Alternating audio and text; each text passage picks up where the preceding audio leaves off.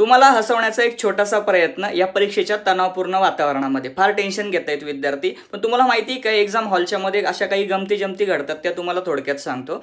Exam हॉलमध्ये suppose एखाद्या विद्यार्थ्याने जर सप्लिमेंट मागितली ना, तर त्या विद्यार्थ्याकडे त्या एक्झाम हॉलमधली मुलं अशा पद्धतीने बघतात जसं काय हा एखाद्या परग्रहावरून आलेला एलियनच आहे. सो एखाद्या विद्यार्थ्याने सप्लिमेंट घेऊ नये का? आणि सप्लिमेंट घेतली तर तो हुशार आणि नाही घेतली तर ढ, असं काही असतं का? तर अजिबात नाहीये.